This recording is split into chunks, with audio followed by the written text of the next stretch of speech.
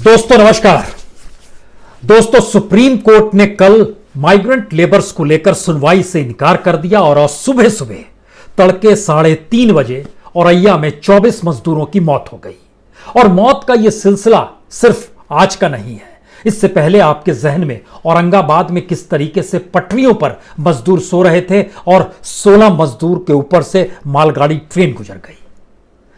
यह सिलसिला दरअसल लॉकडाउन के शुरू होने के पहले दिन से है और बावजूद इसके इस देश में आज भी अभी भी देश की अलग अलग सड़कों पर माइग्रेंट लेबर्स लगातार चल रहे हैं।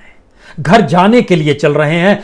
रोटी नहीं है, 2 जून की रोटी नहीं कोई दे पा रहा है और इन सब के बीच उनके लिए वाहन की व्यवस्था भी नहीं करा पा रहा है कि उनको घर तक कोई छोड़े आए।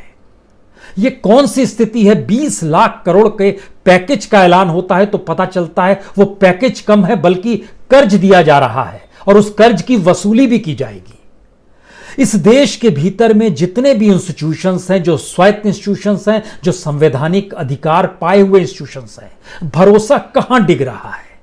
क्या इस दौर में हमारा पूरा सिस्टम इतना करप्ट हो चला है या उस सिस्टम को संभाले हुए लोग इतने बड़े अपराधी हो चले हैं कि उनकी बात आम लोगों तक पहुंच नहीं पाती है या आम लोगों की भाषा वही समझ नहीं पाते हैं? वो ऐलान दर ऐलान किए जाते हैं और ये मान लेते हैं कि राहत जनता तक पहुंच गई और जनता का रुदन, उसका दर्द, उसके आंसू, उसको समझने की स्थिति में हमारा सत्ता वर्ग नहीं रहता है।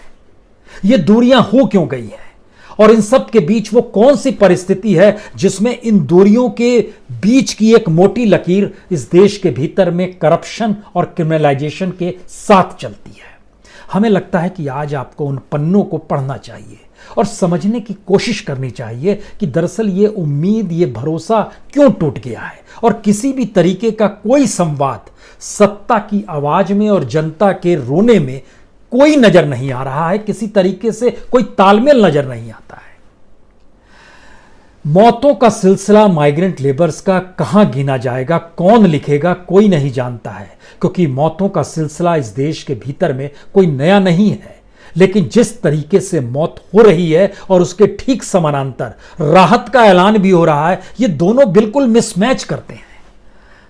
तो हमें लगता है कि आज दरअसल उन पन्नों को खोला जाए और समझने की कोशिश की जाए कि दरअसल जो सत्ता होती है, जो सिस्टम होता है, वह अपने आप में इतना मशगूल हो जाता है एक वक्त के बाद कि उसको देखने की फुर्सत ही नहीं होती है कि दरअसल वहां पर जो खून के आंसू रोए जा रहे हैं उससे उनको कुछ लेना देना भी है। जबकि इस देश के भीतर में करप्शन और क्रिमिनलाइजेशन और पॉलिटिक्स जिसको हम कहते हैं, वह कोई नया नहीं है। लेकिन कोई एक लकीर तो आप खींचिएगा और लकीर तो मौजूदा वक्त को लेकर ही खींचिएगा। इसलिए खींचिएगा क्योंकि मौजूदा वक्त के गवर्नेंस के आधार पर ही अगला चुनाव भी होना है और मौजूदा वक्त की गवर्नेंस को ही राहत देनी है और मौजूदा वक्त की गवर्नेंस के जरिए ही पूरा सिस्टम चलेगा। उसी के जरिए वो इकोनॉमी को भी देखना है, उसी के जरिए उस राहत को भी समझना है जो जनता को मिलनी चाहिए। गड़बड़ी हो कहां रही है? हमें लगता है कि दरअसल आज वाकई उन स्थितियों को खोलें और समझें, क्योंकि ऐसा नहीं था कि कांग्रेस के दौर में करप्शन नहीं था, खूब करप्शन था। ऐसा भी नहीं था कि उस दौर में लोग अपराधी नहीं थे, अपराधी भी थे। संसद के भीतर भी अपराधियों की तादाद होती थी, विधानसभा में भी थी। लेकिन अब ऐसा क्या आ गया है? यह सवाल बार बार लोग करते हैं कि क्या पहले नहीं था, अब नहीं है। यह सवाल नहीं है। सवाल यह है कि मौजूदा वक्त की परिस्थितियों ने हमको बताया हम किसानों के लिए हैं, हम मजदूरों के लिए हैं, हम अपराधियों के खिलाफ हैं, हम करप्ट नहीं हैं, हम किसी भी तरीके से अपने आप को इस दिशा में ले जाना चाहते हैं जहां पे हम जनता से जुड़े हुए नजर आए। तो लकीर तो वहीं पर खींचनी होगी और जरा आकलन वहीं से शुरू करना होगा। और इस आकलन की जमीन को हम कहां से शुरू करें? हमें लगता है सबसे बड़ी वजह पूंजी है और क्रिमिनल होना है, और संयोग से दोनों जब मिल जाते हैं तो ये एक ऐसा घातक कॉकटेल है जो संसद के भीतर नजर आता है, जो इस देश की विधानसभाओं में नजर आता है। और फिर उनसे हम आशा कर रहे हैं कि आप राहत पैकेज दे दीजिए, उन्हीं से हम आशा कर रहे हैं कि आप किसी तरीके से माइग्रेंट मजदूरों को घर तक पहुंचाने की व्यवस्था कर दीजिए। सवाल ही नहीं है, क्योंकि उनकी नजर, उनकी जमीन, उनका आसमान, उनका घर वो बिल्कुल अलग है। क्योंकि जब आप पन्नों को पलटना शुरू करेंगे तो बात इस बात को लेकर भी आएगी। आपको याद होगा जब ये सरकार 2014 में बनी थी, जैसे ही पहली कैबिनेट की बैठक हुई उसमें ब्लैक मनी को लेकर स्पेशल टास्क फोर्स बनाया गया था, एसआईटी बनाई गई थी। और जो पहला पार्लियामेंट में इस देश के प्रधानमंत्री का भाषण जो था उसमें उन्होंने जिक्र किया था कि बहुत सारे सांसदों पर आपराधिक बहुत सारे मामले चल रहे हैं, 1 साल के भीतर ये सभी मामलों को कम से कम निपटा देना चाहिए। और निपटाने के बाद लगे कि 2015 के बाद संसद के भीतर सभी पाक साफ होकर बैठे हैं तो एक भरोसा जागेगा। जाहिर एक अच्छी उम्मीद थी, लगा वाकई प्रधानमंत्री ने ब्लैक मनी को लेकर एसआईटी बना दी और दूसरी तरफ अपराधीकरण को भी रोकने की दृष्टि है। कहा जा रहा था सेंट्रल हॉल में मजदूर किसान का जिक्र हो रहा था, उनसे कोई जुड़ाव नहीं था, चेहरा तो कॉरपोरेट का था, चेहरा तो क्रिमिनल लोगों के साथ खड़े होने का है। करप्शन को आश्रय ही नहीं देना बल्कि करप्शन को ऑर्गेनाइज्ड क्राइम में कैसे तब्दील कर दिया गया, यह भी आज हम आपको बताना चाहते हैं। तब आप समझ पाएंगे कि दरअसल ये पैकेज, माइग्रेंट लेबर, राहत, लॉकडाउन, उसके बीच में आपको पीपीई किट मिल पा रहा है या नहीं मिल रहा है, क्वारंटाइन होने की क्या स्थिति है, जांच हो पा रहा है या नहीं होगा, इससे कोई मतलब नहीं है साहब। ये एक अजीबोगरीब परिस्थिति है इस देश के भीतर में। जैसे 2008 में पहली बार लिचनस्टाइन पेपर आए थे जो कि भारतीयों के नाम उसमें थे जो कि विदेशों में पैसा जमा किए हुए। 2010 में विकीलीक्स आया, उसके बाद 2011 में HSBC पेपर आए, उसमें तकरीबन 1100 भारतीयों के नाम थे। 2013 में ऑफशोर लीक्स आया, 2014 में लग्जमबर्ग लीक्स आया, यहां तक मान लीजिए मनमोहन सिंह की सरकार थी और उस समय बीजेपी जो हल्ला हंगामा पार्लियामेंट के भीतर और बाहर करती थी, वो कहती थी कि आप क्यों छुपा रहे हैं नाम, और पता नहीं क्यों वो जागृत होता है कि ये लोग सत्ता में आएंगे तो सारे नाम सामने आएंगे, सभी जेल में होंगे और उसके बाद इस देश में ब्लैक मनी भी आ जाएगी। 15 लाख के किस्से को थोड़ी देर के लिए भूल जाइए, सिर्फ यही मानिए कि फैक्ट्स एंड फिगर इस देश के सामने रखने थे। लेकिन 2015 में स्विस लीक्स आया, 2016 में बहमास लीक्स और पैराडाइज पेपर आए, 2017 में पनामा पेपर भी आए जिसमें तकरीबन 450 भारतीयों के नाम थे। जो पैराडाइज पेपर थे उसमें 714 भारतीयों के नाम थे। और उस पीरियड में चले जाइएगा या 2018 तक जो आवाज सुनाई देगी आपको, एसआईटी बना दी है, जांच हो रही है, आईटी ने नोटिस सबको दे दिया है, सीबीडीटी जांच कर रही है और बाकायदा सीबीडीटी, सेबी, ईडी, आरबीआई और फाइनेंशियल इंटेलिजेंस यूनिट यानी एफईयू वह भी जांच कर रही है और हर तरीके से जांच हो रही है। याद आ रहा है आपको? लेकिन एक का नाम भी सामने नहीं आया इस देश के भीतर में, वो कौन ब्लैक मनी पकड़े हुए लोग थे। इतना ही नहीं, अगर उस पीरियड को और रोमांटिसाइज कीजिएगा तो आप याद कीजिए कौन कौन क्या क्या बोलता था। सुब्रमण्यम स्वामी कहते थे 120 लाख करोड़ ब्लैक मनी है, बाबा रामदेव कहते थे 400 लाख करोड़ ब्लैक मनी है, सीताराम येचुरी लेफ्ट के वो कहते थे 10 लाख करोड़ ब्लैक मनी है, इकोनॉमिस्ट एक अरुण कुमार है उन्होंने दिया था 100 लाख करोड़ ब्लैक मनी है, सीबीआई ने अपने तौर पर कहा था 29 लाख करोड़ लगभग ब्लैक मनी है, एसोचैम का एक डाटा आया उसने कहा ट्रिलियंस डॉलर में है, मनमोहन सिंह ने भी उस समय माना लगभग 23,374 करोड़ ब्लैक मनी है। हर कोई ब्लैक मनी की जानकारी दे रहा है लेकिन किसके पास है, कौन है, किस रूप में रखे हुए, कोई जानकारी नहीं आई। अब सवाल है कि जब इस रूप में चीजें चल रही है और नहीं आ रही थी तो इसके मतलब हम लोग क्या निकालें। हमें लगता है कि इसके समानांतर आपको एक चीज और समझनी चाहिए आज, कि इस देश के भीतर में जो लोग निर्णय लेते हैं, जो पार्लियामेंट में बैठे हुए लोग होते हैं, 2009 में जो लोग अपने तौर पर क्रिमिनल आरोप से जो ग्रसित थे उनकी तादाद 30% थी, 2014 में वो बढ़े तो 34% हो गए। उसी समय पहली बार प्रधानमंत्री मोदी बने थे जिन्होंने अपराधीकरण के खिलाफ बोला था और आशा जागी थी कि कुछ तो ठीक होगा। ये आशा धूमिल इसलिए हो गई क्योंकि 2019 में जब और बड़ी जीत के साथ वो आए तो उसमें 43% क्रिमिनल थे। और संयोग ऐसा है, जब हम संख्या आपको बताते हैं तो आपको यह समझना होगा कि जो लोग करोड़पति होते हैं या जो क्रिमिनल होते हैं वही करोड़पति होते हैं। जैसे इसका एक उदाहरण आपको देते हैं, मौजूदा वक्त में पार्लियामेंट के भीतर में 116 लोग ऐसे हैं जो कि आपराधिक मामलों से प्रभावित है, आपराधिक मामलों के केसेस उन पे चल रहे हैं। ये 234 में से 116 बीजेपी के, टोटल 234 हैं।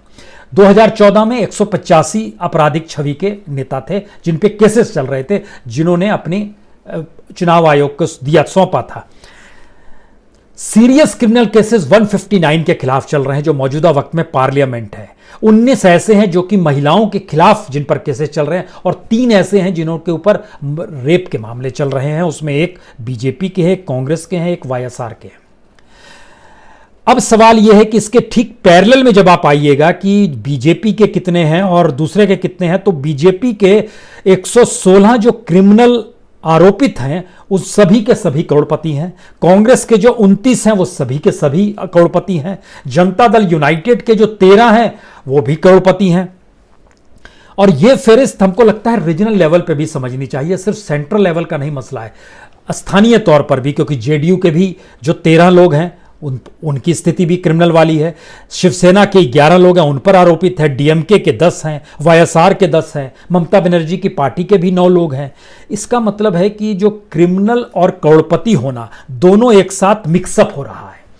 अब यहां पर अगला सवाल है कि अगर पार्लियामेंट के भीतर ही क्रिमिनल वाले लोग हैं, करोड़पति भी है, वो पूंजी भी उनके पास है, तो इस देश में जो पूरा पॉलिटिकल सिस्टम जो चलता है वह भी तो पूंजी और अपराधी के इर्द गिर्द चलता। टिकट उसको देंगे जो क्रिमिनल होगा, टिकट उसको देंगे जो क्रिमिनल होने के साथ पैसा भी खर्च करना जानता होगा, और टिकट उसी को देंगे जो उसके बाद पैसे की उगाही भी कर सके।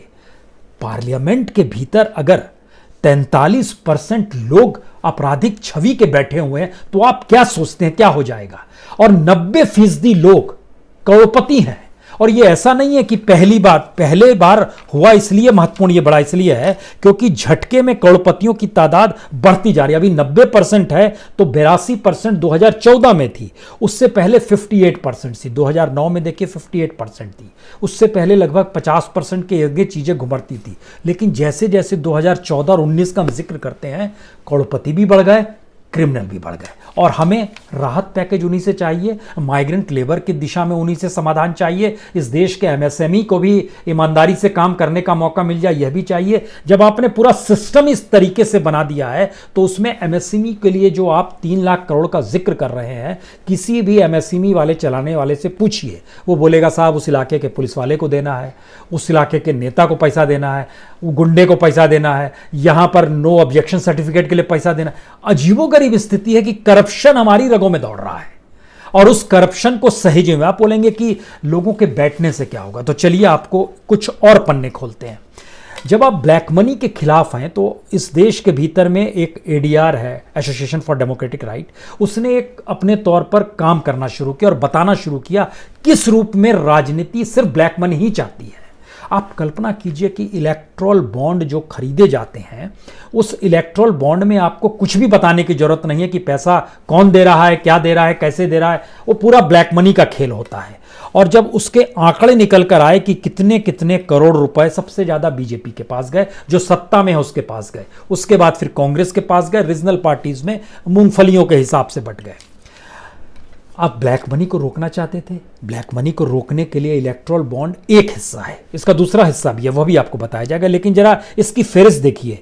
माना गया 2019 से लेकर 2019 में मार्च से चुनाव की जो प्रक्रिया शुरू हुई और अक्टूबर तक की स्थिति जो इलेक्शन के बाद तक आई, लगभग 6128 करोड़ इसी दौर में इलेक्ट्रल बॉन्ड खरीदे गए। सवाल यह है कि मुश्किल इतनी बार नहीं है, और टोटल जो खरीदे गए वो बहुत ज़्यादा, 1000 करोड़ से ज़्यादा है। वो महत्वपूर्ण हम यहाँ नहीं है। महत्वपूर्ण यह है कि जो इलेक्ट्रल बॉन्ड खरीदे जाते हैं वो कई कैटेगरी में है, उसकी अलग अलग कैटेगरी के जरिए अलग अलग तरीके से बॉन्ड लोग खरीदते हैं। लेकिन सबसे ज़्यादा बॉन्ड जो खरीदे गए वह करोड़ में ही खरीदे गए। यानी बॉन्ड खरीदना 1000 रुपये में खरीद सकते हैं, 10,000 का भी बॉन्ड खरीद सकते हैं, 1 लाख का भी खरीद सकते हैं, 10 लाख का भी खरीद सकते हैं और 1 करोड़ का भी। लेकिन इस देश का गजब देखिए स्थिति, सत्ता को आपको पैसा देना है तो इलेक्ट्रल बॉन्ड खरीदना है। 5624 इलेक्ट्रल बॉन्ड 1 करोड़ के खरीदे गए, यानी 5624 करोड़ रुपए सीधे सीधे 1-1 करोड़ के बॉन्ड खरीद के सत्ता को दे दिए गए। सवाल और भी नहीं है, सवाल इसके बाद यह है कि आखिर लोग कैसे राजनीतिक सत्ता के नजदीक जाना चाहते हैं और पैसा देते हैं, और उन सब में जो क्रिमिनल एस्पेक्ट्स होता है, जो रिपोर्ट्स है एडीआर की, वह ये बताने के लिए काफ़ी है कि स्पेशली जो ने चूज किया जाता है जिन जिन इलाकों में, उन इलाकों के जो उम्मीदवार होते हैं या जो सांसद थे या विधायक थे, उसमें लगभग 60% ऐसे हैं जो क्रिमिनल हैं और जो करोड़पति हैं। आप उन्हीं को चुनते हैं, उन्हीं के जरिए पैसे की उगाही करनी है, उन्हीं के जरिए पैसा आपको भी इन्वेस्ट करना है और उन्हीं के जरिए मार्केट से पैसा आता है। और इन सब के बीच इलेक्शन दरअसल ब्लैक मनी और क्रिमिनल का एक ऐसा जमघट होता है जिसमें हर कोई अपनी अपनी जगह देखता है। इसीलिए उस पीरियड में दान भी खूब किया जाता है और सत्ता में आने के बाद उससे ले भी लिया जा सकता है, लिया भी जाता है। हमने देखा कि किस राज्यों का भी जिक्र मत कीजिए, क्योंकि दिल्ली जैसी जगह में, जो दिल्ली में एक राजनीतिक प्रयोग अपने तौर पर माना जाता है, यहां भी 22 विधायक ऐसे हैं जिन पर क्रिमिनल केसेस चल रहे हैं। उसमें से 14 विधायकों पर सीरियस केसेस चल रहे हैं और 70 में से 42 विधायक ऐसे हैं जो करोड़पति हैं। तो कमोवेश हर राज्य की यही स्थिति है। और इन सब के बीच सवाल यह है कि जो फंड कलेक्ट किया जाता है इलेक्शन के समय, वो फंड कलेक्ट करने की स्थितियां कितनी मजबूत होती है। एक दूसरा, जो कलेक्ट किया जाता है वो खर्च भी किया जाता है या नहीं, और जो खर्च किया जाता है वो कहां खर्च किया जाता है। हर को करप्ट बनाने की स्थिति होती है। सबसे ज्यादा पैसा खर्च किया गया मीडिया में। मीडिया यूं ही सरकार के बोल नहीं बोलता है, मीडिया के पास खूब पैसा आया है। वो एक अलग किस्सा है कि 2014 से लेकर 2019 तक किस रूप में काम कर रहे थे। 2019 के इलेक्शन का भी जो आंकड़े अलग अलग पॉलिटिकल पार्टीज ने इलेक्शन कमीशन को दिए, उसमें भी वो आंकड़े रख दिए गए कि देखिए ये पैसे हमने दिए हैं। अब आप देखिए बीजेपी के पास जो पैसा आया, टोटल पैसा आया लगभग 6,405 करोड़ का। ये फंड कलेक्ट हुआ 2019 में। इसमें से 6,000 करोड़ में से 6,400 करोड़ में से 4,057 करोड़ सिर्फ बीजेपी के पास गया। कांग्रेस के पास 1,157 करोड़ गया। और ये पैसों को जब आप अलग अलग तरीके से खर्च करना चाहते हैं और खर्च करते हैं, तो मीडिया पर कितना खर्च किया गया? बीजेपी ने मीडिया पर 488 करोड़ रुपए खर्च किए, कांग्रेस ने 411 करोड़ रुपए खर्च किए। अलग अलग तरीके से जो रैलियां होती हैं, पब्लिक मीटिंग होती है, बीजेपी ने उस पर खूब खर्च किया, सबसे ज्यादा 73 करोड़ रुपए। हम इन बातों का जब जिक्र कर रहे हैं तो आपके जहन में एक और सवाल होगा कि दरअसल करप्ट है कौन, और करप्ट है कौन नहीं। जब आप ऑर्गेनाइज हो जाते हैं तो पूरा सिस्टम करप्ट होता है, और जब सिस्टम करप्ट होता है तो इकोनॉमी भी उसी करप्ट सिस्टम के हिसाब से चलती है, और उसी में क्रिमिनल का एक छौंक होता है। जो आपराधिक तत्व होते हैं वो सीधे वसूली करते हैं। पहले लोग गुंडों को पालते थे, अब गुंडे ही उस पॉलिटिक्स में आ गए, जीत गए चुनाव, मंत्री बन गए, अब आप क्या कर लोगे? उनको तो विशेषाधिकार प्राप्त है। फिर भी हमने देखना शुरू किया कि दरअसल वो कौन कौन सी जगह है जहां पर सबसे ज्यादा पूंजी है, पैसा है। उसमें जो नजर आया, उसमें देश के वही महानगर हैं, मुंबई, दिल्ली, हैदराबाद, कोलकाता। ये अलग अलग जगहों पर सबसे ज्यादा बॉन्ड खरीदे जाते हैं, और वही कॉरपोरेट खरीदते हैं जो सरकार को देते हैं, बताना नहीं पड़ता है। इसकी भी एक अलग रकम का एक पूरा किस्सा है, क्योंकि जब हमने देखना शुरू किया कि किनों किनों ने पैसा दिया है, पॉलिटिकल फंडिंग की, उसमें सबसे पहले नाम आता है GMR Hyderabad international airport limited है। जीएमआर हैदराबाद का air cargo logistic private limited है। जीएमआर एयरपोर्ट डेवलपर्स लिमिटेड है। 25 करोड़, 15 करोड़, 19 करोड़, ये अलग अलग तरीके से दिया गया। भारतीय एयरटेल लिमिटेड ने 21 करोड़ रुपए दिए। भारतीय इंफ्राटेल लिमिटेड ने 13 करोड़ रुपए दिए। अल्ट्रालेट सीमेंट ने 23 करोड़ रुपए दिए। हिंडाल्को इंडस्ट्री ने 13 करोड़ रुपए दिए। एसआर माइनिंग इंडस्ट्री लिमिटेड ने 12 करोड़ दिए। डीएलएफ ने 10 करोड़ दिए। और तो और Delhi airport parking service limited जो है, उसने भी 10 करोड़ रुपए दे दिए। ध्यान दीजिए, एक नेक्सस बन रहा है। जो पैसा दे रहा है, जिसको पैसा दे रहा है, उसके बाद उसकी पॉलिसी रिवाइंड में उसी रूप में उन तक पहुंचती चली जाएगी, और ये सारी चीजें धीरे धीरे आगे बढ़ती चलाई जाएंगी। इसीलिए जो ब्लैक मनी का जो सबसे बड़ा हिस्सा था, जिसमें सबसे ज्यादा 1 करोड़ के बॉन्ड खरीदे गए, वो बंबई में खरीदे गए। 1,782 करोड़, जी, इतनों का बॉन्ड लिया गया, यानी 1,782 बॉन्ड 1-1 करोड़ के सिर्फ मुंबई में लिए गए। दिल्ली में 895 बॉन्ड लिए गए। कलकत्ता में 1,299 बॉन्ड लिए गए। ये बॉन्ड लेने वाले कौन से कॉरपोरेट के लोग थे, कौन, ये जानकारी आप तक कभी आ नहीं पाएगी। इतना ही नहीं, जो पूंजी इनके पास आती है उसमें बहुत साफ तौर पर कुछ नियम है। उस नियम के तहत आपको पैसा उस रूप में नहीं लेना चाहिए, लेकिन बावजूद इसके एक तो इलेक्ट्रिक बॉन्ड से पैसा लिया गया, एक होता है कि 20,000 से कम अगर हम पैसा दे रहे हैं तो उसकी कहीं गिनती होने की ज़रूरत नहीं है। लेकिन आप कल्पना कीजिए 20-20 हज़ार से को जोड़ते चले जाइए तो 161 करोड़ रुपए बीजेपी को दे दिए गए, 19 करोड़ कांग्रेस को दिए गए। 161 करोड़ रुपए बीजेपी को गए, 20-20 हजार रुपए जोड़ के। तो कितने लोगों ने दिए, या एक ही व्यक्ति ने 20-20 हजार करके दिया, जहां आपको पैन नंबर नहीं बताना है, आईटी फॉर्म का नहीं बताना है, अकाउंट नंबर नहीं बनाना है, कैश दे दिया आपने, ये दिखाया भी जाता है। इसका मतलब यह है कि कोई पॉलिटिकल पार्टी अगर चलती है तो वह एक ब्लैक मनी से चलती है। उसको चलाने वाले लोग जो होते हैं, जब पार्लियामेंट में 43% लोग बैठे हुए हैं आपराधिक छवि के, और उसमें भी जब हम नंबर आपको बता रहे हैं कि बीजेपी के 116 हैं, कांग्रेस के 29 हैं, जेडीयू के 13 हैं, शिवसेना के 11 हैं, हर पॉलिटिकल पार्टी के, तो सब में एक कहीं ना कहीं एक क्लास है, एक कैटेगरी है कि सभी तो क्रिमिनल हैं, तो क्या दिक्कत है, मिलके एक साथ काम करें। इसीलिए आप ध्यान दीजिए, सत्ता की ही आवाज नहीं बल्कि विपक्ष के नेताओं के बोल भी आपको जनता के करीब नहीं दिखाई देंगे। जनता का जो दर्द है, जो उसके भीतर का दुख है, वो आपको दिखाई नहीं देगा। और जब आप इसमें मशगूल हो जाएंगे तो फिर आपके पास कोई विजन नहीं बचता है। और सच यही है कि भारत के पास कोई विजन नहीं बच पा रहा है। भारत जो जिन बातों का जिक्र कर रहा है कि चाइना से कंपनी जो निकलेगी अब वो भारत आ जाएगी, आपको जानकारी हैरत होगी कि अमेरिका ने अमेरिकन कंपनीज पर पाबंदी लगा दी है कि जो चाइना छोड़ के निकल रहे हैं वो किसी दूसरे देश में ना जाएं, थाईलैंड, वियतनाम, फिलीपींस, इंडिया, यहां ना जाएं। अगर वहां पर गए तो फिर हमारे यहां जो उनको टैक्स की रियायत मिलती है अमेरिका में, वो नहीं मिलेगी। तो कौन कंपनी अमेरिका में मिलने वाली टैक्स रियायत को छोड़ के भारत में आएगा, या अमेरिका की कौन सी कंपनी दुनिया के दूसरे देशों में जाएगी अगर वो चाइना से निकल कर आ रही है। ये इस प्रोसेस को जरा समझिए। यानी दुनिया में हर कोई संरक्षणवादी हो रहा है, हर देश अपनी इकोनॉमी को लेकर, और हमारे यहाँ संरक्षणवाद ब्लैक मनी को लेकर है, क्रिमिनलाइजेशन को लेकर है कि आपराधिक परिस्थितियां किस तरीके से हमारे अनुकूल होती चली जा रही है।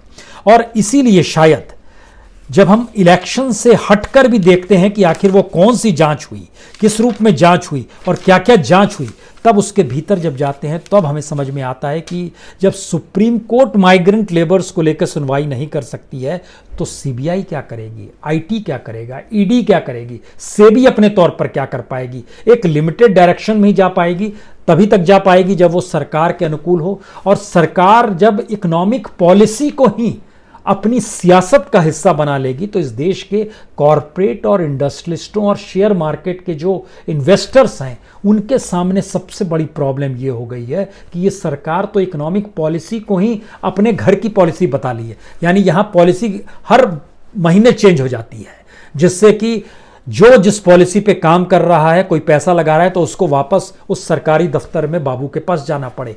इसीलिए पूरा सिस्टम जो हमारा है इतना करप्ट है कि दरअसल जो ट्रक पे ले जा रहा है महाराष्ट्र से उठाकर दिल्ली से उठा के महाराष्ट्र से उठाकर बिहार और यूपी तक, वह भी इतने पैसे ले रहा है कि वह भी लूटना चाहता है। और वो सामने वाले की मजबूरी यह है कि हम घर पहुंचना चाहते हैं। अब आप कल्पना कीजिए, राजधानी में जो किराया है 3,000 रुपए सेकंड एसी का, जब आप दिल्ली से चलते हैं पटना तक या मुंबई से चलते हैं पटना तक, तो उससे ज़्यादा ट्रक में किसी तरीके से हाथ पांव आपस में मोड़ के बैठ जाना और 3,000 रुपए देने हैं उसको। 1,500 रुपए में ले जा रहा है अगर वो, तो ले जा रहा है कि तेलंगाना से ले जाएंगे आपको मध्य प्रदेश। अब सोचिए तो क्या स्थिति है। हर कोई अभी भी संवेदनहीनता क्यों खत्म हो गई है, और संवेदनशीलता लोगों की इसलिए भी खत्म हो गई है क्योंकि हमारा सिस्टम ही संवेदनशील अब नहीं है। उसको चलाने वाले लोग करप्ट और क्रिमिनल हो चले हैं। तो फिर आप क्या करोगे और कैसे करोगे? ये सारे आरोप हैं, लेकिन सवाल है उन आरोपों को भी अदालतों में जाकर आपको साफ करना चाहिए था, जिसका जिक्र प्रधानमंत्री ने 2014 में ही किया था। लेकिन उसके बाद तो वो संख्या और बढ़ गई और बढ़ गई और बढ़ गई, और ये बढ़ते बढ़ते अगर स्थिति आ गई है तब आप समझने की आप कोशिश कीजिए कि भरोसा क्यों नहीं होता है। 20 लाख करोड़ का ऐलान हो गया। 20 लाख करोड़ में 8 लाख करोड़ आरबीआई ने इंजेक्ट किया था, वह भी जोड़ दिया। 1,76,000 करोड़ गरीबी कल्याण योजना, जिसमें घरों में अनाज देंगे, पैसा देंगे, ये देंगे, वो देंगे, उसमें भी जानकारी आई कि 50 से 55% से ज़्यादा नहीं हुआ है। हम लोग लगातार बात करते हैं, जो किसान हैं, सम्मान निधि का पैसा अब तक पहुंचा नहीं पहुंचा। जनधन में कितना पहुंचा, कईयों के पास नहीं पहुंचा। अब आप क्या करोगे? लेकिन बांट दिया गया। 20 लाख करोड़ को बांटना था तो बांट दिया गया कि 8 लाख करोड़ आरबीआई ने पहले दे दिया, 1,76,000 करोड़ गरीबी कल्याण में हो गया, और 5,90,000 crore MSME, discom, NBFC, real estate को दे दिया गया। अर्बन और रूरल पुअर को और फर्म सेक्टर को लगभग 2,46,000 करोड़ रुपए बांट दिए गए। 1,90,000 करोड़ रुपए खेती या डेयरी या मछली पालन या फूड प्रोसेसिंग को दे दिए गए। ये फूड प्रोसेसिंग का जब जिक्र आता है तो, और खेती का जब जिक्र आता है, हमें 2018 याद आता है कि प्रधानमंत्री ही ना बात कर रहे थे उड़ीसा में एक महिला से, जिसने कहा था कि आय दुगनी हो गई, और प्रधानमंत्री का टारगेट था किसानों की आय दुगनी होनी चाहिए, एमएसपी से ज़्यादा मिलना चाहिए, कीमत उसकी बढ़नी चाहिए। हुआ क्या? कुछ भी नहीं हुआ। अब अगर इनको भी बताइएगा और यह भी अगर किसी सत्ता को चुभे, जबकि सच है ये सारी चीज़ें और नज़र आ रही हैं, लेकिन यह भी परिस्थिति पे लोगों की उम्मीद नहीं जाग रही है, तब आप समझने की कोशिश कीजिए कि अगर सुप्रीम कोर्ट नहीं सुनता है, ये जानते समझते हुए कि देश के अलग अलग हिस्सों में कितनी बड़ी तादाद में माइग्रेंट्स मजदूर सड़क पर मर जा रहे हैं। हम आपके सामने कुछ आंकड़े रख दें। मार्च के महीने में जब ऐलान हुआ लॉकडाउन का, तो पहले हफ्ते में वायरस से मरने वालों की संख्या थी 25। उसी पहले हफ्ते में माइग्रेंट लेबर जो सड़क पे मरा, उसकी तादाद थी 20। आप कहेंगे यूं ही संख्या बता दी गई, तो उसकी स्थिति जरा देखने की शुरू कीजिए। दिल्ली से मुरैना जा रहा था रणवीर सिंह, 39 साल थी, आगरा में उसकी मौत हो गई। 27 तारीख को सूरत में गंगाराम की मौत हो गई, 62 साल की उम्र थी। 27 तारीख को ही हैदराबाद के पेड्डा गोलकोंडा में 8 मजदूर मर गए, जो कि कर्नाटक से खुली ट्रक में आ रहे थे तेलंगाना। महाराष्ट्र से गुजरात ट्रक जा रहा था और मुंबई अहमदाबाद हाईवे पर पारुल गांव के नज़दीक 28 मार्च को दुर्घटना हुई, 4 लोग मर गए, 4 मजदूर मर गए। गुजरात के वलसाड़ में 2 महिला मजदूर तब मर गई जब वो रेलवे पुल पार कर रही थी, मालगाड़ी आई और दोनों को कुचल के चली गई। कुंडली मनेसर पलवल एक्सप्रेसवे में 4 को गाड़ी ने कुचल दिया 29 तारीख को। यह 20 लोगों की मौत मार्च में हुई है। अप्रैल का हम डाटा आपके सामने नहीं दे पा रहे हैं, लेकिन हमको लगता है मई का डाटा तो बहुत ज़्यादा स्थिति बिगड़ी हुई है, क्योंकि एक तो 8 तारीख को औरंगाबाद में 16 मजदूरों का मरना और अब 24 मजदूरों का मरना, औरैया में जो हुआ है जिस तरीके से, इन दोनों को मिला दिएगा तो 40 मजदूरों की मौत तो यूं हो गई। उसके बाद जरा समझने की कोशिश कीजिए, मुजफ्फरनगर में 14 तारीख को मई के महीने में रोडवेज बस ने कुचल दिया, 6 मजदूरों की मौत हो गई। मध्य प्रदेश के गुना में, महाराष्ट्र से ये आ रहे थे और उत्तर प्रदेश इन्हें जाना था, इसमें महेश प्रजापति, प्रमोद पाल, दीपक प्रजापति, एक आजमगढ़ के थे अमदई गांव के, और एक दोनों गाजीपुर के थे देवगतिया गांव के, इनकी मौत हो गई। महोबा झांसी मिर्जापुर हाईवे में गुजरात से झारखंड जा रहे थे, ट्रक पर थे 66 मजदूर, बाल बाल बच गए, ट्रक लुढ़क गया था। लेकिन आंध्र प्रदेश के प्रकाशम में ऐसी स्थिति नहीं हुई, ट्रैक्टर एक हाई टेंशन पोल से टकरा गया और 9 मजदूरों की मौत हो गई। 13 तारीख को गुना में 8 मजदूरों की मौत हो गई। महाराष्ट्र से यूपी जा रहे थे, उन्नाव के ये मजदूर थे, रात के 3 बजे घटना हुई थी। 10 मई को मध्य प्रदेश के नरसिंहपुर में 5 मजदूरों की मौत हो गई, ट्रक पलट गया था। कानपुर में 2 मजदूरों की मौत हुई, गोरखपुर में 2 मजदूरों की मौत हुई। इन सब को जोड़ते चले जाइएगा तो सोचिए कि सिर्फ मार्च और मई में, अप्रैल का भी हमने डाटा नहीं निकाला या नहीं निकाल पाए, 100 से ज़्यादा मौत इसी संदर्भ में अगर इसी रूप में हो गई है तो इनकी गिनती तो कहीं होगी नहीं, और इनको लेके कोई संवेदना भी नहीं जागेगी, क्योंकि हमारा सिस्टम करप्ट है। हमारे सिस्टम को चलाने वाले लोग आपराधिक छवि के हो चले हैं, उनकी तादाद ज़्यादा है, तो उनके सरोकार और उनकी सहमति असहमति का कोई मतलब नहीं है। उनकी जो दुनिया है वो इस दुनिया से हटकर है। इसीलिए इस देश की संवैधानिक व्यवस्था को अब समझने की जरूरत है कि दरअसल उनको जिन लोगों ने अपने मुट्ठी में बंद कर लिया है, उन्होंने पूरे सिस्टम का क्रिमिनलाइजेशन कर दिया है, करप्ट कर दिया है। और ऐसे में कोई उम्मीद जाग इसलिए नहीं रही है, हर कोई उसी के इर्द गिर्द घूम रहा है। और अब जब इस पैकेजेस का ऐलान हुआ है तो इस पैकेजेस को तो मत कहिए, कर्ज का ही ऐलान हुआ है, इसकी एक अपनी अलग लूट की कहानी होगी जो बाबुओं से गुजरेगी, जो छोटे छोटे निचले स्तर के अधिकारियों कर्मचारियों, हर कोई संकट में है तो क्या करेगा, उसी सिस्टम को अपनाएगा जो सिस्टम ऊपर से चला रहा है। यही मुश्किल है मौजूदा वक्त की सबसे बड़ी। कोई इनकार हो तो बताइए कि इस स्थिति को आपने पहले दिन से इस देश में धोखे में रखा है। बहुत बहुत शुक्रिया, बहुत बहुत शुक्रिया।